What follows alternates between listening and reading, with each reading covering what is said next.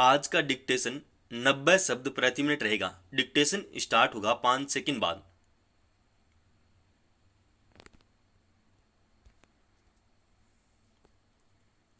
Start.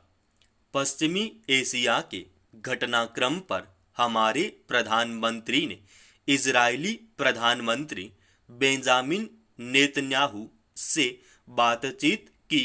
उन्होंने एक बार फिर दोहराया कि दुनिया में आतंकवाद का किसी भी रूप में समर्थन नहीं किया जा सकता, पर पश्चिम एशिया में शांति को लेकर भारत प्रतिबद्ध है।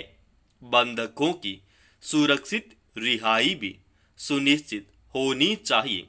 भारत सदा से आतंकवाद के विरुद्ध रहा है। अमेरिका के विश्व व्यापार केंद्र पर आतंकी हमले के बाद जब दुनिया के अनेक देशों ने आतंकवाद के खिलाफ युद्ध छेड़ने की प्रतिबद्धता जाहिर की थी, तब भारत उनमें अगली कतार में शामिल था।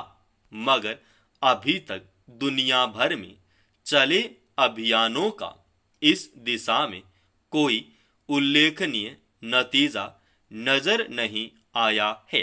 मगर भारत जहां भी मौका मिलता है, इस जरूरत को रेखांकित करता रहता है। पाकिस्तान और चीन का नाम लिए बगैर प्रधानमंत्री अंतर्राष्ट्रीय मंचों से कह चुके हैं कि कुछ देश अपनी विदेश नीति में आतंकवाद का समर्थन करते और कुछ देश आतंकवादियों के खिलाफ कार्रवाई रोकने का परोक्ष प्रयास करते हैं। दरअसल भारत खुद आतंकवाद से पार पाने की कोशिशों में जुटा हुआ है। इजराइल को उसके पड़ोसी फिलिस्तीन, लेबनान और यमन के आतंकी संगठनों से चुनौती मिलती रही है। इन दिनों वह उनसे आर पार की लड़ाई में जुटा हुआ है। मगर जिस तरह इजराइल, हमास, हिजबुल्लाह और हुती विद्रोहियों के खिलाफ हमले कर रहा है, उसमें बहुत सारे बेगुनाह लोग मारे गए हैं और मारे जा रहे हैं। उसमें अंतर्राष्ट्रीय युद्ध नियमों की भी अनदेखी हो रही है। अस्पतालों, स्कूलों तक को निशाना बनाया जा रहा है। बहुत सारे रिहायशी इलाके ध्वस्त किए जा चुके हैं। बीमार और लाचार लोगों तक जरूरी सुविधाएं भी नहीं पहुंच पा रही।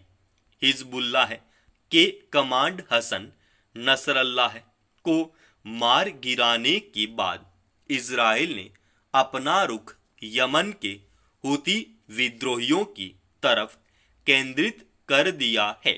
वहां भी वैसी ही तबाही की आशंका है जैसी फिलिस्तीन के गाजा पट्टी और लेबनान के बेरूत में देखने को मिली है। इसमें सारी दुनिया की चिंता मानवाधिकारों के हनन को लेकर पैदा हो गई है।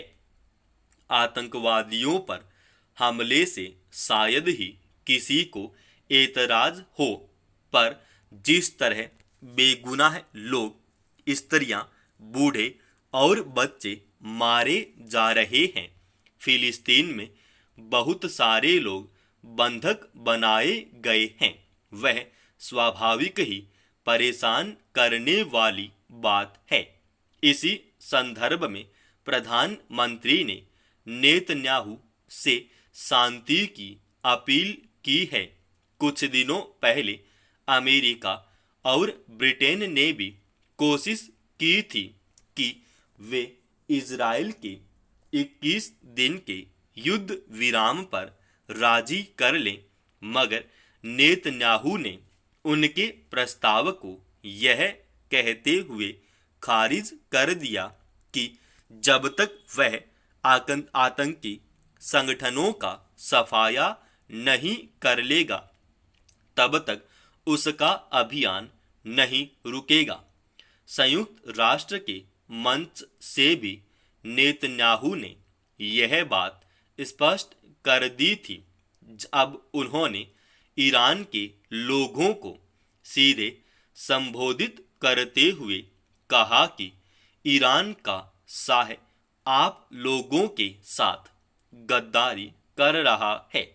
वह जो पैसा आतंकवाद को पोषने पर खर्च कर रहा है, अगर वह वहां शिक्षा, स्वास्थ्य और दूसरे विकास कार्यक्रमों पर खर्च हो तो तरक्की के नए आयाम खुलेंगे।